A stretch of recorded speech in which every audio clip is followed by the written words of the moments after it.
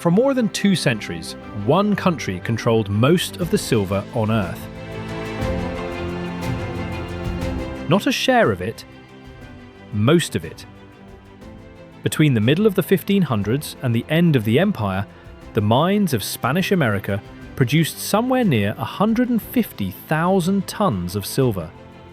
By some estimates, 80 to 90% of all the silver mined anywhere in the world. It came out of the ground on 2 continents and crossed an ocean in armed fleets year after year for the better part of 300 years.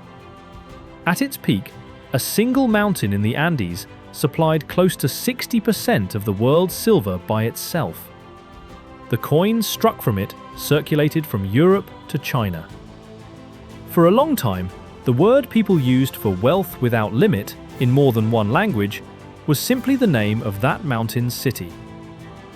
The country that owned all of this was Spain, and by the end of it, Spain was poor. Not poor in monuments, not poor in cathedrals or palaces or paintings. Poor in the ordinary sense. A country that could not feed parts of itself, that could not pay its own soldiers, that borrowed against silver it had not yet dug up, and defaulted on the loans again and again and again. Both things are true at the same time. Spain took more treasure out of the New World than any power in history. And Spain ended the age poorer than nations that had no mines at all. The Dutch, the English, small, wet, mineless countries that grew rich while the country with the silver mountain fell behind. The treasure did not stay. It arrived in Seville and it left. It ran across the country and off the far edge of it like rain across a roof, and the house underneath stayed dry. So where did it go? The gold came first. When the conquistadors reached the Americas, they were looking for gold, because gold was the metal that mattered. And there was gold. Torn from temples, melted from ornaments, shipped home in the first astonished decades. But loot has a bottom. Once the temples were emptied, the gold thinned to a trickle. Across the whole colonial period, the gold amounted to a few hundred tons. Real, but modest. The silver was the giant, and the silver did not have to be looted because it could be mined. Dug out of the mountains of Mexico and the Andes in quantities no European had ever seen. Gold made the legend.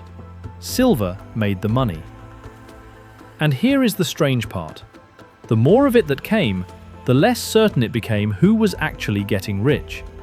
Because the silver that landed in Spain rarely belonged to Spain by the time it landed. It was owed. It was spent. Much of it was signed over to foreign bankers before the ships had even crossed the Atlantic. The fleets that everyone imagines, heavy with treasure, guarded by warships, were, in a sense, already empty.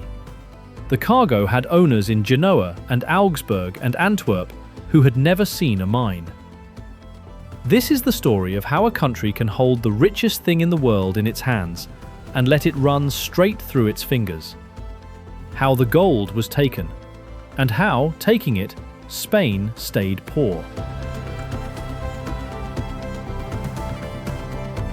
It begins with a mountain. In the high Andes of what is now Bolivia, more than 4,000 meters above the sea, a cone of red rock rises off the plateau. The air is thin enough to hurt. Almost nothing grows. The Inca had known the mountain was there and, according to the story, had left its silver alone.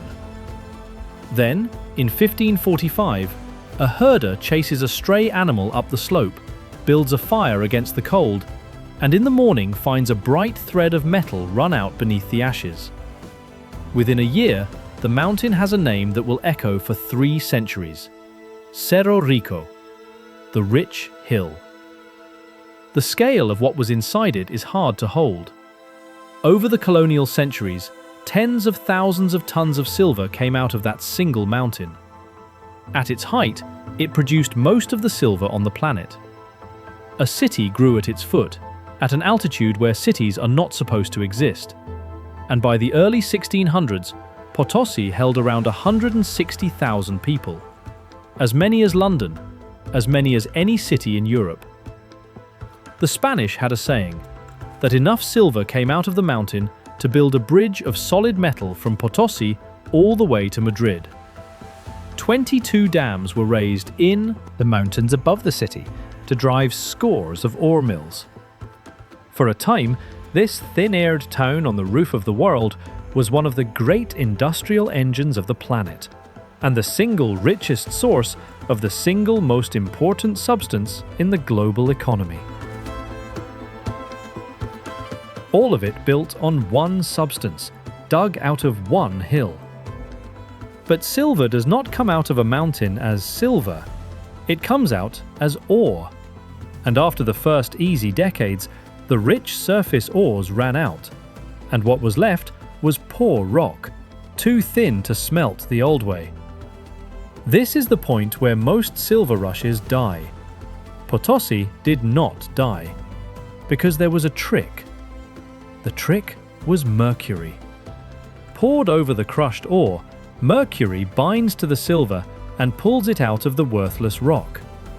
Heat the mixture, the mercury boils away, and pure silver is left behind. The process turned mountains of poor ore into money. Where that mercury came from is a thread that runs all the way back to Spain, and we will follow it. But first, the cost, because a mountain does not empty itself. To work the ore, the Spanish administration revived and hardened an older Andean labor draft, the mita. Communities across the southern Andes were required to send their men, in rotation, to Potosi. They came from hundreds of miles away. They went down into the shafts for shifts that could last days, hauling ore up ladders in the dark and the thin, cold air. Many did not come back. They died in collapses, in falls, from the dust in their lungs, from the mercury itself, which poisoned the men who handled it. The Quechua gave the mountain a second name that the miners still use: the mountain that eats men. The system fed on people the way it fed on ore. The men sent up to Potosi were paid, in principle, but the wages were set low and often went unpaid, and many were pushed into debt for the tools and the candles they needed underground. Debt bound them to the shafts as surely as any law. Whole districts of the southern Andes were drained of their men for months at a time, and the long marches to the mountain and back killed people before the mine ever did. The estimates of the dead are argued over, and they run into the hundreds of thousands across the colonial centuries.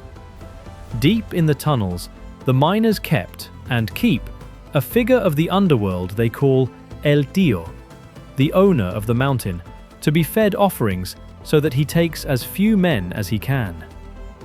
This is the part of the ledger that never reached the counting houses. The silver was priced in the markets of the world to the last fraction.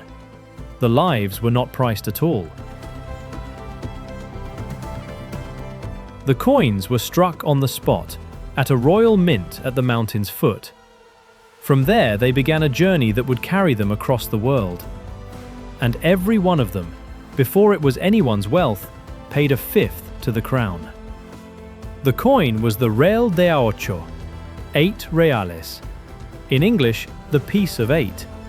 It was heavy, honest silver, and it was minted to a standard the whole world came to trust.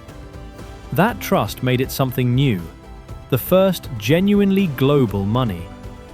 A piece of 8 struck in the Andes could be spent in Seville, in Amsterdam, in the ports of the Ottoman Empire, and, above all, in China, where the hunger for silver was so deep that Spanish coins flowed west across the Pacific by the shipload and vanished into the largest economy on Earth.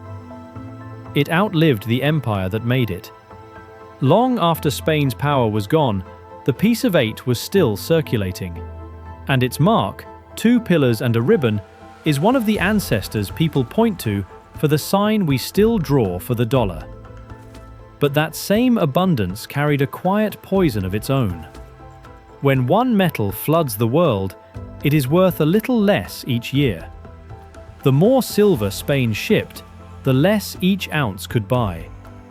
And the effect of that, at home, would turn out to be enormous. Potosi was the giant, but it was not alone. A year after the strike in the Andes, silver was found far to the north, in Mexico, at Zacatecas, and later at Guanajuato, and a dozen mines besides.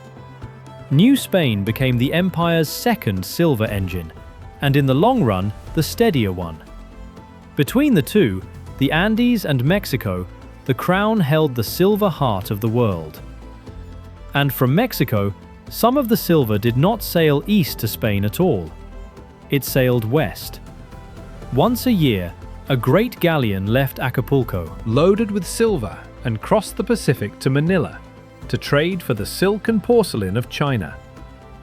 Chinese demand for silver was bottomless, and the coins poured into it and did not come back.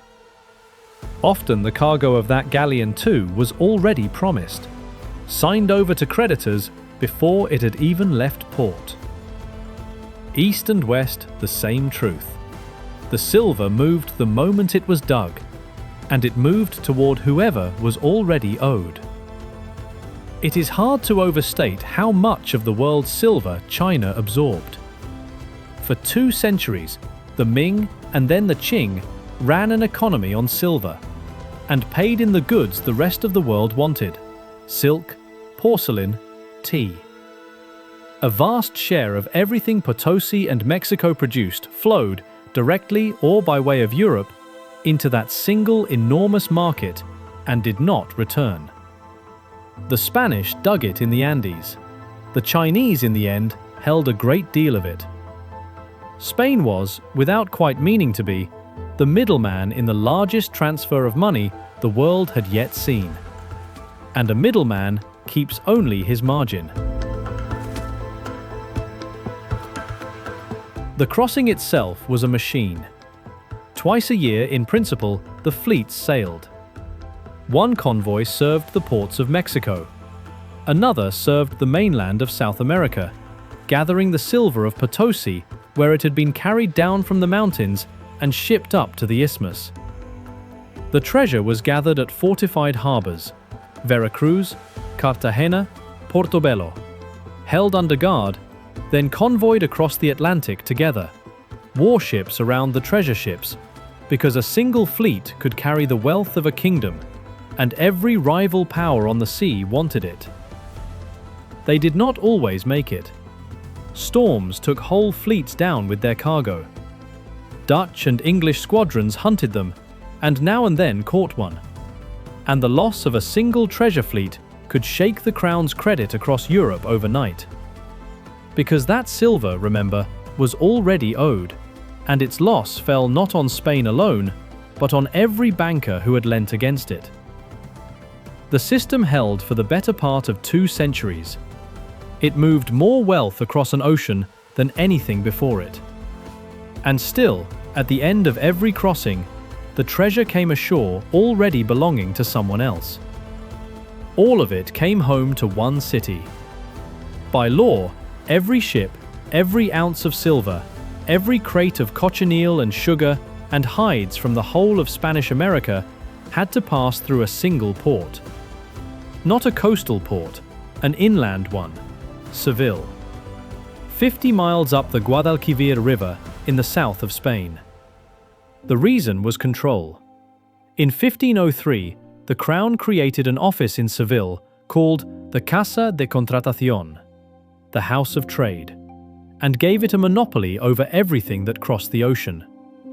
It licensed the ships, it trained the pilots, it kept the master map of the known world under lock, and it counted the silver and took the Crown's fifth as it came ashore. The numbers that moved through that one office are hard to picture. In 1530, the registered goods coming into Seville were worth around 1 million pesos.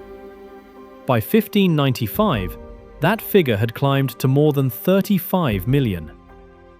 In the space of 2 generations, the trade grew more than 30-fold. At its height, the silver landing at Seville made up something like a quarter of everything the crown of Castile took in.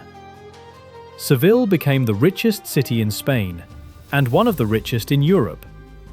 Merchants from every trading nation opened houses there. The cathedral rose into the largest Gothic church in the world. The wealth built palaces and churches and the long stone quay where the fleets tied up.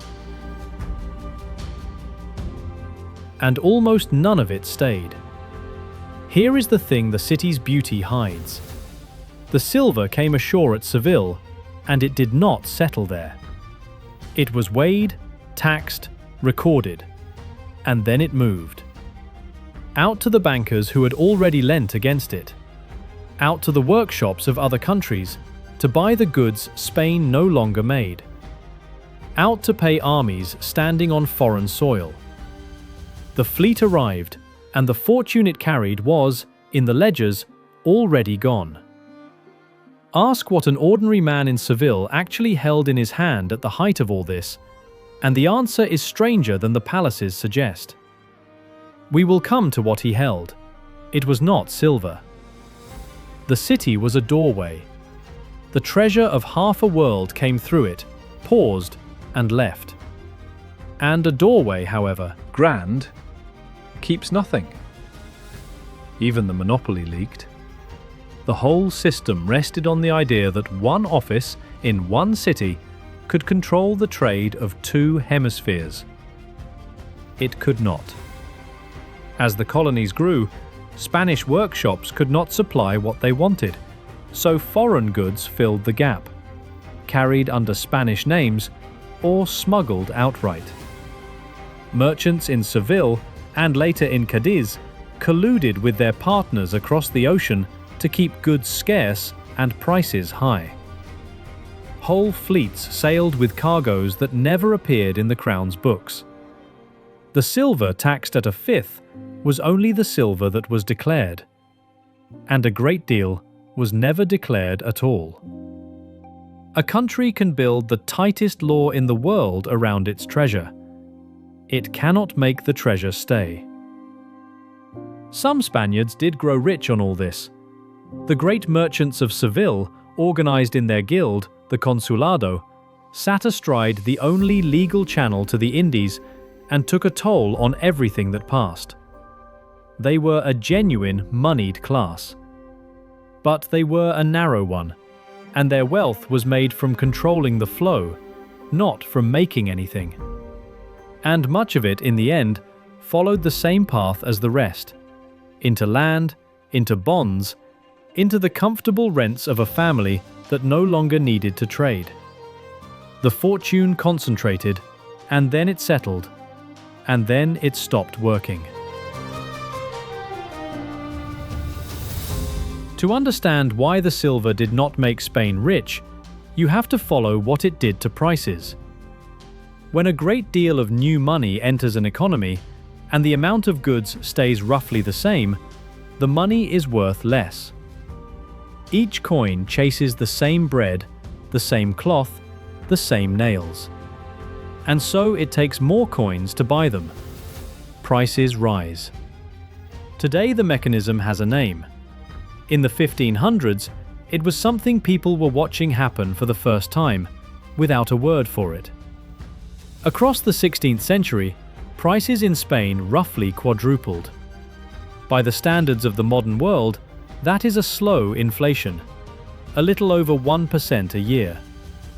By the standards of a world that had known stable prices for generations, it was a strange and relentless tide, lifting the cost of everything, decade after decade.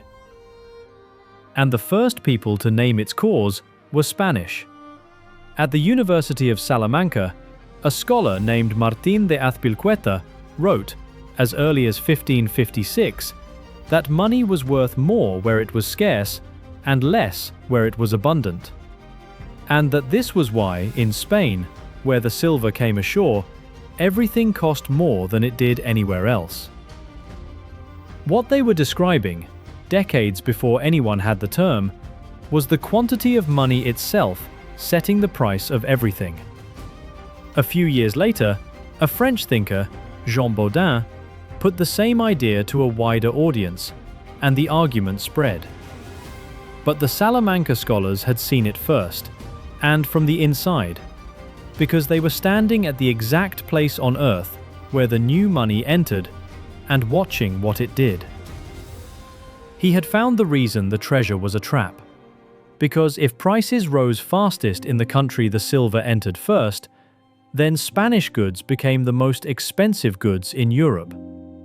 And expensive goods do not sell. And the silver did not stop at Spain's borders. It flowed on into the rest of Europe and carried the rising prices with it.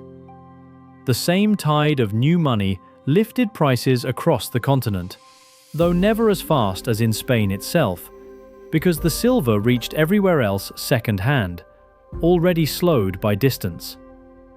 That gap was the whole game.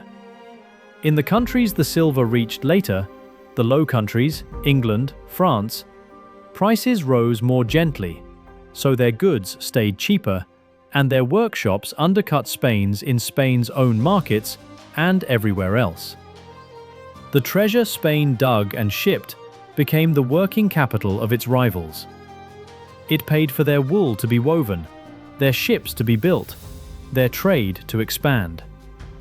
Spain mined the silver. Europe used it. There is a hard symmetry in that. The country that produced the money grew poorer as the money spread. The countries that received it grew richer. Distance from the mine was an advantage. Being the mine was not. You can see what that meant in a city like Toledo. Toledo sat on a rock above a bend in the river, and for centuries it had made things. Blades, famous across Europe. Silk, fine cloth. It was a city of workshops, of guilds, of skilled hands. The kind of place where wealth is made slowly, by people who know how to turn material into something worth more than the material. The silver should have been the making of it. Instead, the silver undid it. As prices rose, everything a Toledo workshop needed, wages, wool, food for the workers, grew dearer. The cloth they wove cost more to make each year, and across the northern seas, in countries where prices had risen far less, weavers could make the same cloth for less and ship it to Spain to undercut them. So the buyers turned to foreign cloth. The looms in Toledo fell quiet, one by one. The workshops closed. The skilled hands left, or died out, or turned to other work. A city that had made things for 1,000 years slid into a long silence. This is the reframing the whole story turns on. We imagine treasure enriching the people it reaches. Here, the treasure reached the makers as ruin. The silver did not fill their pockets, it priced them out of their own trade. The same silence fell on Segovia to the north. Segovia was a wool town, and wool was Spain's great native industry, the one thing it produced in bulk that the rest of Europe wanted.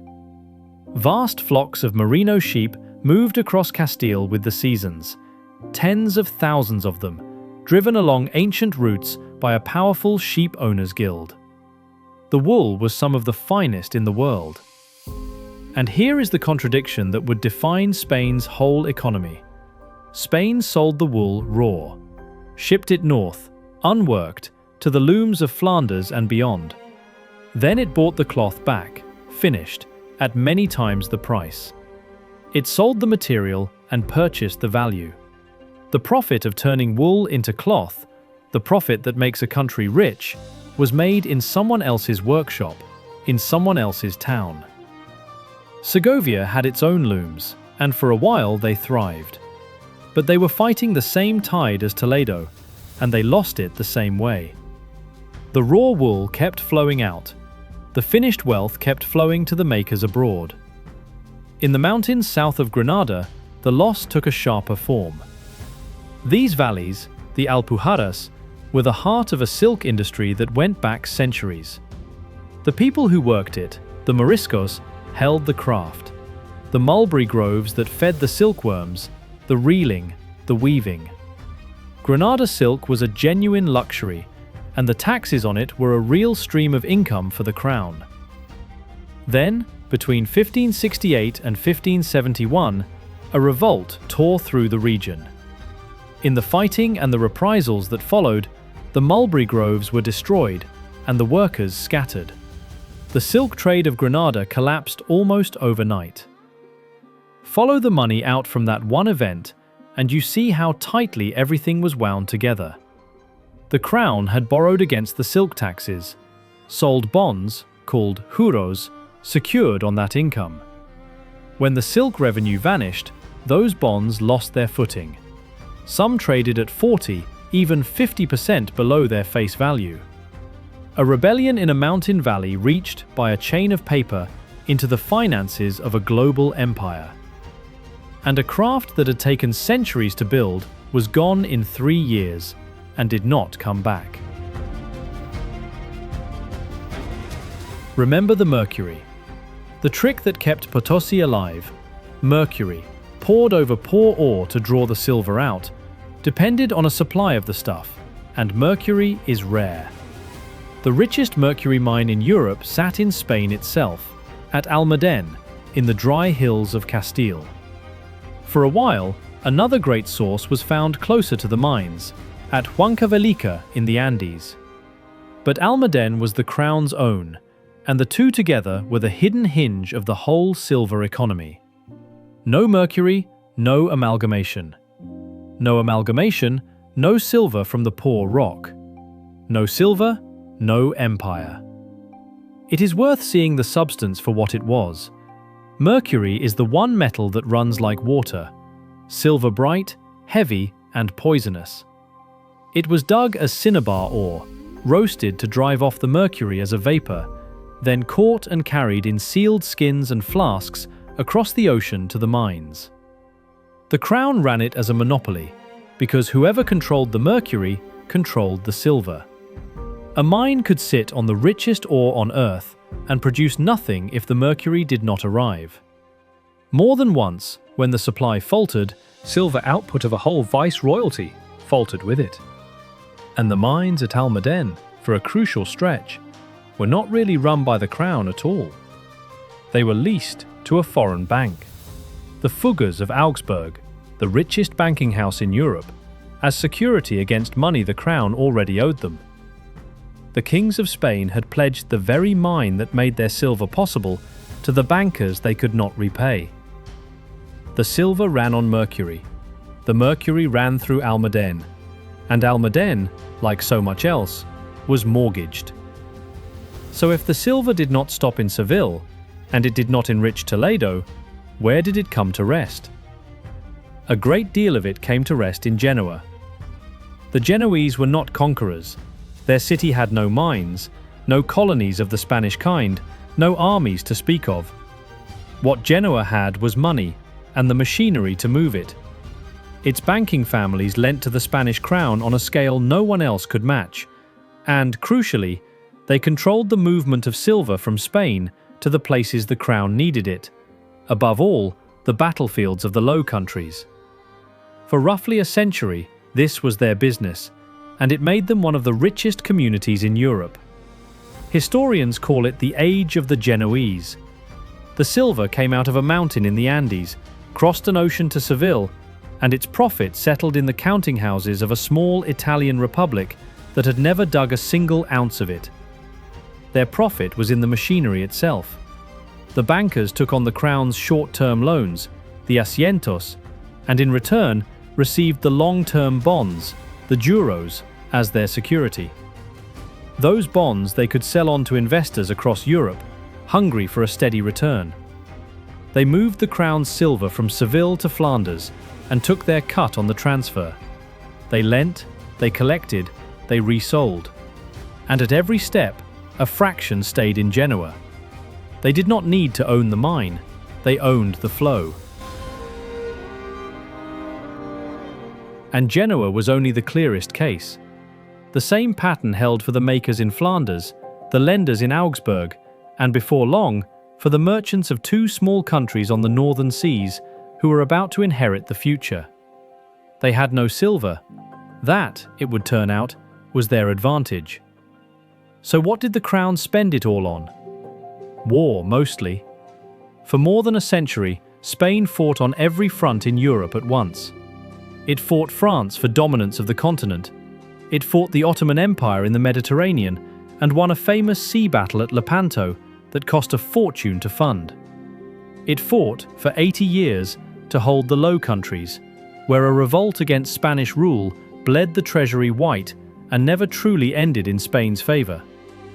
It launched a vast armada against England and lost most of it to storms and gunfire in a single season. Armies were the great expense. Spain's professional infantry, the tercios, were the best in Europe, and they had to be paid in coin, in the field, month after month, or they would not fight. That coin was silver.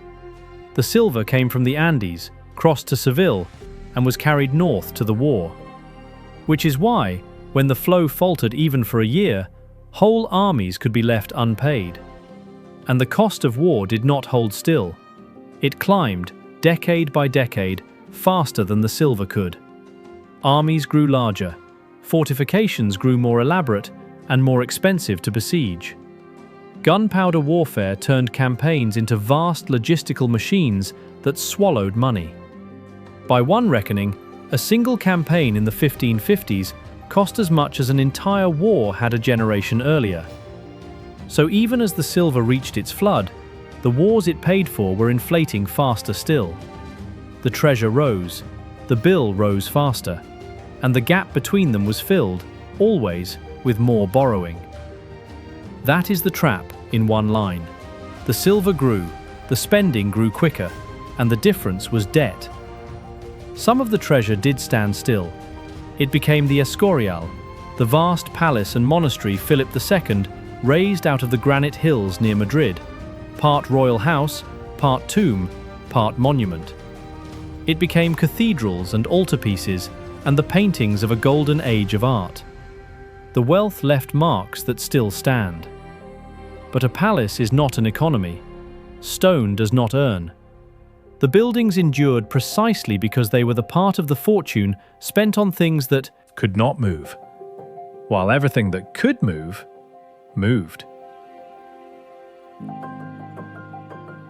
And underneath the money, something was happening to the country itself. In a place where fortunes fell from the sky as silver, work began to look like a mistake. The most admired way to live was the way of the hidalgo, the minor nobleman who owned land, drew rents, and did not soil his hands with trade or craft. To make things, to buy and sell, to lend at interest, these were held slightly beneath a gentleman. And so those with money did what the age rewarded. They bought land.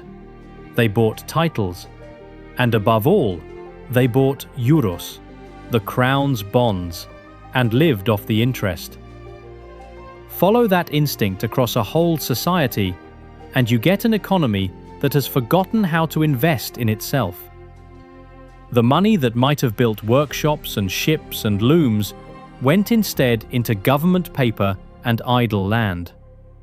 The talented drifted toward the church, the court, the law, anywhere but the productive trades.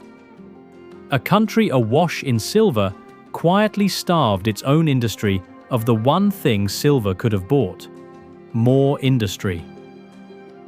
There were Spaniards who saw it clearly and wrote it down.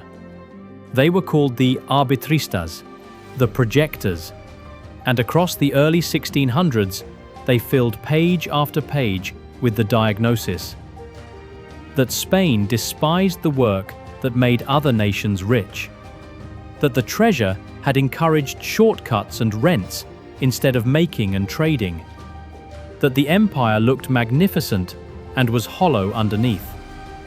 They even had a word for the mood of it: desengaño, disenchantment, the falling away of an illusion.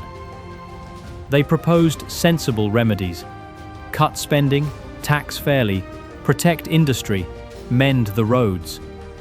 Almost none of it was done.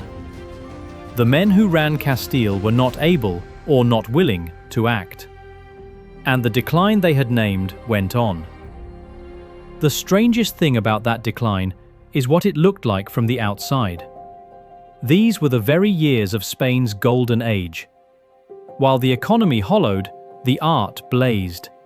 Painters and poets and playwrights produced work the world still reveres. A court draped in silver and ceremony presided over a country quietly losing its industry, its people, its balance. The magnificence was real. So was the rot beneath it. And the two are not a contradiction. The magnificence was, in part, paid for by the very borrowing that was sinking the country. The empire spent like the richest power on earth, and looked like it, and was, underneath, running on money it did not have. Appearance and substance had come apart. The treasure bought the appearance. The substance had been leaking away for 100 years. For all the silver, most Spaniards were poor and got poorer. The wealth that arrived was never spread. It pooled at the top, in the crown, the great nobles, the bankers, the merchants of the ports, and passed the rest by. In the countryside, peasants worked land often held by the church or the aristocracy, and paid rents and taxes that rose with the prices. In the cities, the artisans watched their trades wither. Plague came, and came again. Bad harvests emptied whole districts. In the century when Spain ruled the richest empire on earth, parts of Castile simply emptied of people. The rising prices were not an abstraction to them. They were the cost of bread, climbing faster than a laborer's wage could follow. A day's work bought a little less each year. Rents rose. The taxes on wine and oil and meat rose. And silver, the thing the whole empire was built on, was the one thing an ordinary household almost never saw, because the good coin had long since drained upward and outward, toward the debts and the wars and the ports. And the weight fell hardest on the one part of Spain that could least afford it. Spain was not really a single country yet. It was a crown ruling many kingdoms, and they did not share the cost of empire evenly. It was Castile, the heartland, the productive center, that carried it.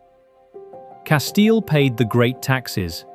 The alcabala, a levy on sales that touched every transaction. The millones, a tax on the basic goods of daily life. The servicios, voted by its assembly, the Cortes, again and again to fund the next war. The other kingdoms of the peninsula kept their own laws and paid comparatively little. So the region that made the most and traded the most and had the most to lose from rising prices was also the region taxed the hardest to pay for wars fought far away. It is a cruel arithmetic. The productive heart of the country was squeezed to fund an empire at the very moment its own industry was being priced out of existence. Tax the makers hardest in the years they can least bear it, and you do not fund the future. You spend it. The Venetian ambassadors, watching from the court, put it in an image that stuck. The silver, one of them said, fell on Spain like rain on a roof. It poured down and ran straight off, and the first to be rained on got no good from it at all. The treasure passed over the country on its way to somewhere else. A poor country with the richest mine in the world. Both true, at the same time. Which brings us back to the ordinary man in Seville and what he actually held. By the end of the 16th century, a strange thing had happened to Spanish money. The good silver coins, the pieces of 8, were too valuable to spend on bread. They were hoarded or melted or carried abroad to pay debts and buy goods, and they drained out of the country. What was left in circulation at home for everyday life was small change. And the crown, short of silver and desperate for revenue, began to make that small change out of almost nothing. In 1599, the king issues a new coin. It is called vellon, and for the first time it is pure copper. No silver in it at all. Then the copper coins are made lighter. Then more of them are struck. The crown takes a profit on the minting and floods the country with cheap metal. For the ordinary Spaniard, this was the flood of American silver arriving at last, as inflation. The copper in his purse bought a little less each month. Prices in copper terms ran wild, and the copper itself was, in a final irony, often bought abroad, in Amsterdam, and paid for in the very silver the country was running out of. A scholar of the time, Juan de Mariana, wrote against it plainly, and was punished for saying what everyone could see: that debasing the coin was a tax on the poor by another name. This was the treasure, as most people ever knew it. Not silver in the hand, copper that shrank. The mountain of the Andes reached the streets of Castile, and by the time it did, it had turned to base metal and rising prices. Which returns us to the debt, because the real story of Spain's money is not the silver. It is the borrowing against the silver. The habit was old, and it had a founder. Charles V, the emperor who ruled Spain as the silver first began to flow, was a borrower before he was anything else. He had bought his way to an imperial crown with loans, and he spent his reign at war across a continent, and to pay for it, he leaned on the instrument the whole system would come to run on: the asiento, a contract with the bankers for cash today against revenue tomorrow. During his reign, something like 15 million ducats of American bullion reached his treasury. It was never enough. He borrowed against all of it and left the debts unpaid to his son. So the machine was already running before the silver had even reached its peak. The crown was born into debt, and the treasure, when it came, did not clear the debt. It raised the borrowing to match. The crown's problem was timing. The wars had to be paid now, this month, in this field. The silver came once a year, if the fleet arrived at all. So the kings borrowed against the treasure before it landed. They signed contracts with the bankers, the asientos, short-term loans that put coin in Flanders today against silver that would reach Seville next autumn. And the interest on those loans, for a borrower as risky as the Spanish crown, ran high, often above 15%. To fund the asientos, the crown leaned on the other instrument, the juros, the long-term bonds, sold to the public and the bankers, paying a modest interest, secured on this tax or that. The taxes of Castile were pledged years ahead. The silver was pledged before it was mined. The whole magnificent apparatus of the richest empire on earth ran on money it did not yet have. Picture a single year's fleet coming in. The silver is unloaded at Seville, counted, the royal fifth set aside. And then the distribution begins, and it is startling how little of it is the crown's to keep. A share is owed to the Genoese against the loans that kept the army paid last winter. A share is owed to older creditors carried over from the year before. A share must go straight back out to Flanders to keep this winter's army from doing what unpaid armies do.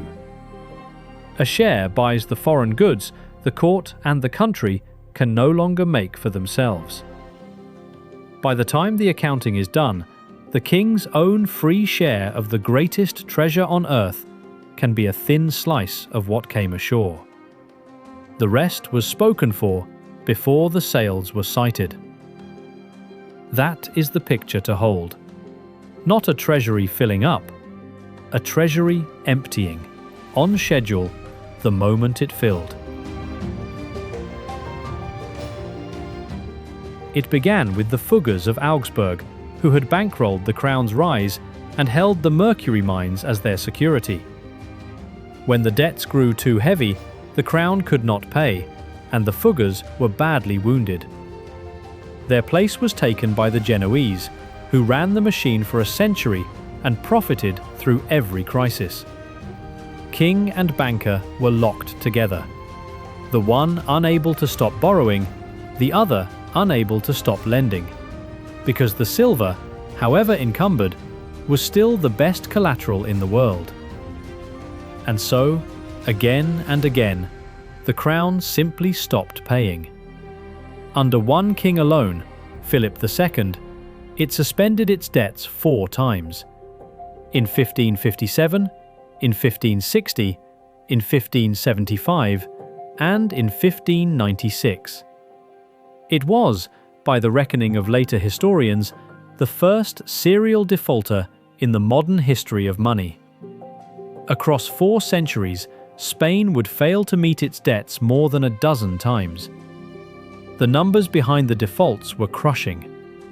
By the later part of the 16th century, the crown's debts had grown to many times its yearly income, a mountain of obligations that no single year of silver, however rich, could pay down.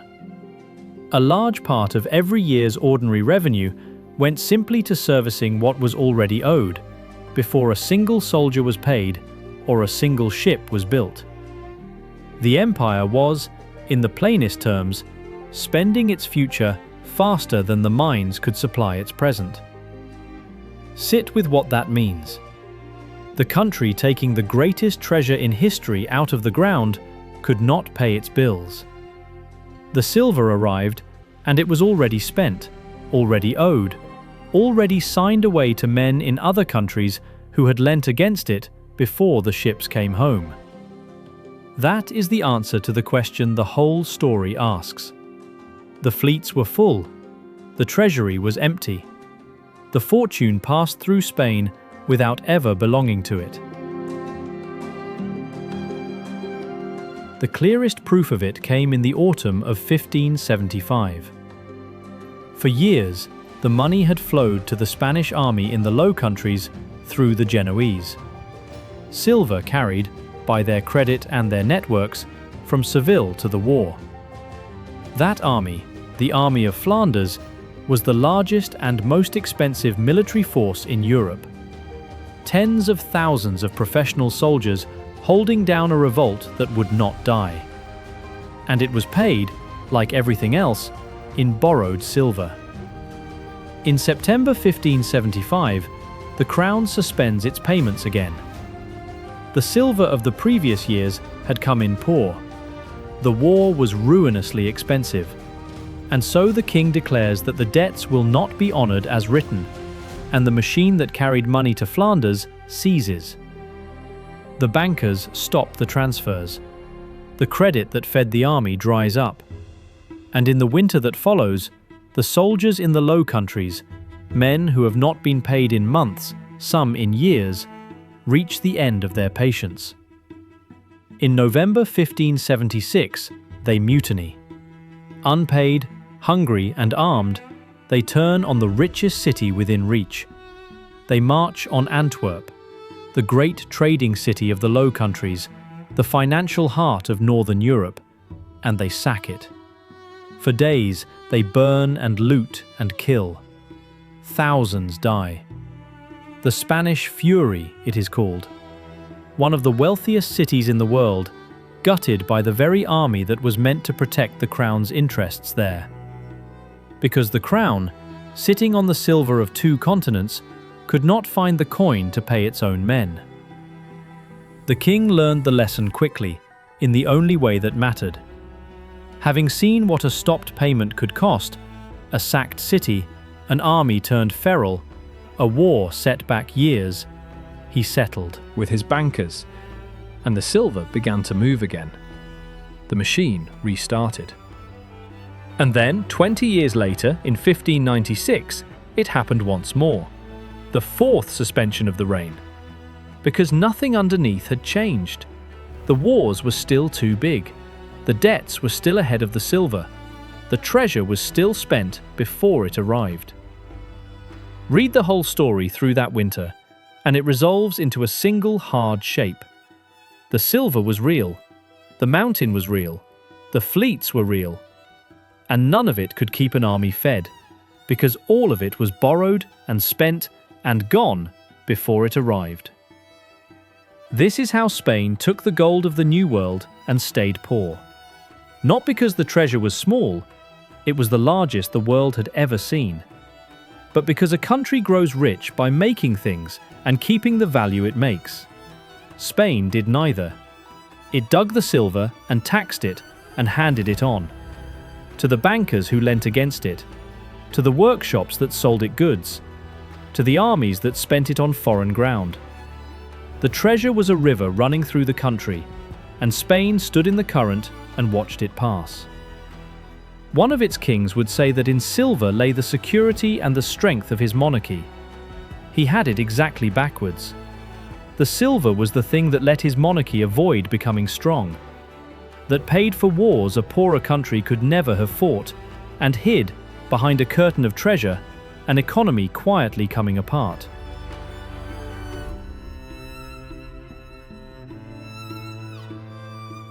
The empire did not end in a single year. It faded. The silver itself began to fail. The great ores of Potosi thinned. The mountain gave less, at greater cost. The fleets grew smaller, and Seville, the doorway through which all of it had come, met a quieter enemy, its own river. The Guadalquivir silted year by year until the great ships could no longer reach the inland quay. In 1717, the trade of the Indies was moved downstream, to Cadiz on the open coast. The House of Trade left the city it had made. The doorway closed, and the wealth had long since gone through it. The silver did not stop forever. In the 1700s, a new dynasty, the Bourbons, took the Spanish throne and set about repairing the machine. A second wave of American silver came, larger in raw terms than the first, and this time it was managed with more care. The old fleet system was loosened and then let go. The convoys wound down across the middle of the century. The monopoly opened to more ports, the trade allowed to breathe. For a while, Spain's fortunes lifted again. But the deeper pattern held. The productive economy at home had been hollow for too long to simply refill, and when the colonies themselves broke away in the early 1800s, the silver that had defined Spain for 3 centuries stopped coming altogether. The House of Trade was abolished. The last treasure fleets had already sailed. The river had run its course, and the country was left with what the silver had built and what it had failed to build, side by side.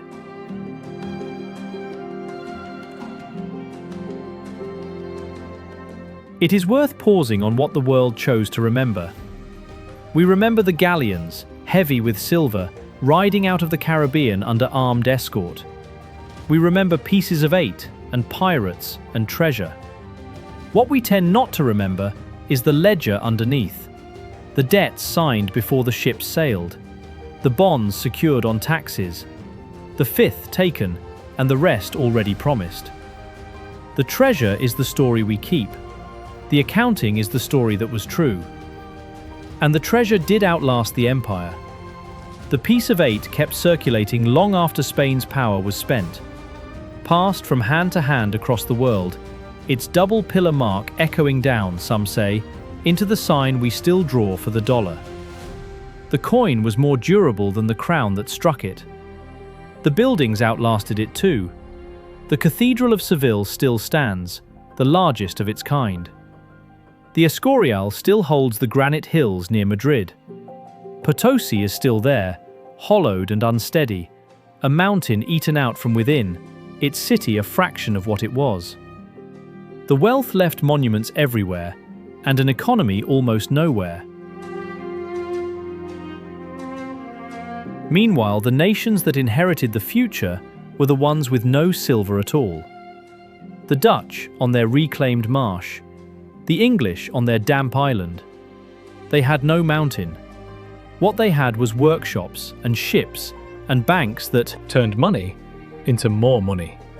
And they grew rich in the end on the trade and the making that Spain had left to others. The mineless countries won. The country with the mine fell behind.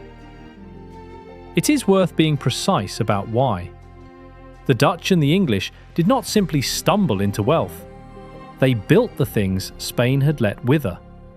They protected their own manufactures and sold finished goods, not raw material. They built merchant fleets that carried the world's trade and took the freight and the profit. And they built banks, institutions that could gather many small savings and turn them into loans, into voyages, into companies, into more wealth. Money in their hands did not sit in a strongbox or a bond. It worked. Spain had the treasure. They had the machine that made treasure grow. In the long run, the machine beat the treasure every time.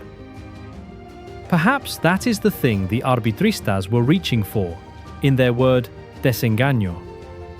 That treasure is not the same thing as wealth. That a fortune you dig up and hand on is not a fortune you keep. That the richest thing in the world, held loosely, is only a river.